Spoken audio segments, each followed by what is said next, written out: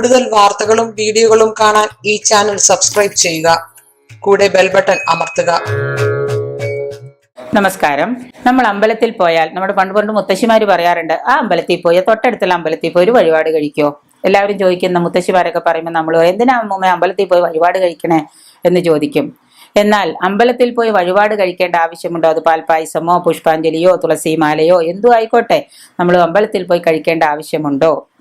അമ്പലത്തിൽ പോയി വഴിപാട് കഴിക്കുന്നത് ഒരു ചെറിയ വഴിപാടാണെങ്കിലും പറയും, നമ്മൾ രാജാക്കന്മാരെയും ദൈവങ്ങളെയും ഗുരുക്കന്മാരെയും അച്ഛനമ്മമാരെയും കാണാൻ പോകുമ്പോൾ വെറും കൈയോടെ പോകരുത്, അവർക്ക് എന്തെങ്കിലും കൊണ്ടുപോകണം നമ്മൾ.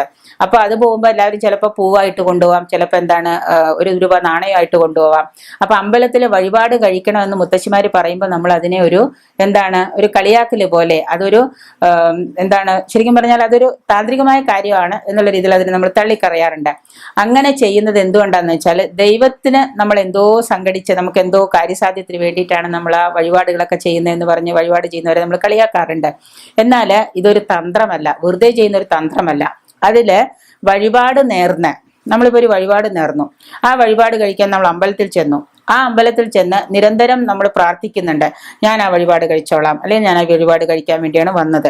അങ്ങനെ നമ്മൾ ചെന്ന് ആ വഴിപാട് കഴിക്കുന്നതിനോടൊപ്പം നിരന്തരമായിട്ട് നമ്മൾ ഇങ്ങനെ പ്രാർത്ഥിക്കുകയാണ്.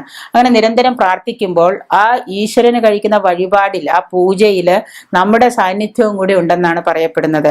ഇപ്പൊ നമ്മളൊരു പുഷ്പാഞ്ജലിക്ക് കൊടുത്തിട്ട് അമ്പലത്തിൽ നിന്ന് തൊഴുത്, അതാണ് പുഷ്പാഞ്ജലിയോ വഴിപാടോ കഴിക്കുമ്പോൾ നമ്മളും കൂടെ അമ്പലത്തിൽ ഉണ്ടായിരിക്കണം. ഒരു ഹോമം ചെയ്യുന്നു അല്ലെങ്കിൽ ഒരു പരിഹാരം ചെയ്യുന്നു, നമ്മളും കൂടെ അവിടെ പ്രസന്റ് ആണെങ്കിൽ, നമ്മളും കൂടെ അവിടെ ഇരുന്നു കൊണ്ടാണ് ഇത് ചെയ്യുന്നതെങ്കിൽ, നമ്മളുടെയും കൂടെ സാന്നിധ്യം അവിടെ ഉണ്ടെങ്കിൽ, പ്രസൻസ് ഉണ്ടെങ്കിൽ, തീർച്ചയായിട്ടും അതിലേക്കുള്ള ആ ചൈതന്യം നമ്മളിലേക്ക് വരും. അപ്പൊ നമ്മുടെ കൂടെ ഒരു ഭാഗം അവിടെ നടക്കുന്നുണ്ടാവും. അങ്ങനെ വഴിപാട് നേർന്ന് നിരന്തരം പ്രാർത്ഥിച്ച് മനസ്സ് ഈശ്വരനിൽ തന്നെ കേന്ദ്രീകരിപ്പിക്കുന്നത് കാരണം ഭക്തന്റെ ഉള്ളിലുള്ള ശിവശക്തി ചൈതന്യം, അതായത് ആ ശക്തി ചൈതന്യം, ഭക്തന്റെ ഉള്ളിൽ ഒരു ചൈതന്യമുണ്ട്. ആ ചൈതന്യം പ്രാർത്ഥിക്കുമ്പോൾ എന്ത് ചെയ്യും? ഉണരുകയും ഉദ്ദേശിച്ച കാര്യം നടക്കുകയും ചെയ്യും. കാരണം ആ പൂജ നടക്കുന്ന സമയത്ത്, ആ വഴിപാട് ചെയ്യാൻ വേണ്ടി തിരുമേനി പുഷ്പാഞ്ജലിക്ക് അർച്ചനകൾ നടത്തുന്ന സമയത്ത് നമ്മൾ പ്രാർത്ഥിച്ചുകൊണ്ടിരിക്കുമ്പോൾ നമ്മളുടെ ഒരു സാന്നിധ്യവും നമ്മുടെ ഒരു സഹായവും ആ പൂജയിൽ കിട്ടുന്നുണ്ട്. അതുകൊണ്ട് തന്നെയാണ് നമ്മൾ ആ ഉദ്ദേശകാര്യം സാധിക്കാൻ വേണ്ടി വഴിപാടുകൾ നടത്തണമെന്നും അവിടെ പോയോ തൊട്ടടുത്ത അമ്പലത്തിൽ പോയി വഴിപാട് കഴിച്ച് പ്രാർത്ഥിച്ചാൽ നമ്മുടെ ഉദ്ദേശകാര്യം സാധിക്കുമെന്നും പറയുന്നത് മുത്തശ്ശിമാര് പണ്ട് പറഞ്ഞിട്ടുള്ളത്. അപ്പൊ നമ്മൾ ചെറുതായാലും ഒരു വഴിപാട് അമ്പലത്തിൽ പോകുമ്പോൾ കഴിക്കുക. പൂക്കൾ കൊണ്ടുപോയി കൊടുത്ത് പുഷ്പാഞ്ജലിയാണ് ചെയ്യുന്നതെങ്കിൽ അത് കൊടുത്ത് നമ്മൾ അവിടെ നിന്ന് തൊഴുത് നമ്മുടെ കാര്യങ്ങളെല്ലാം ഭഗവാനോട് പറഞ്ഞിട്ട് പോരുക. അങ്ങനെ ആയാൽ നമ്മളുടെ ഈശ്വര കാര്യങ്ങൾ സാധിച്ചെടുക്കുമെന്നാണ് വിശ്വാസം.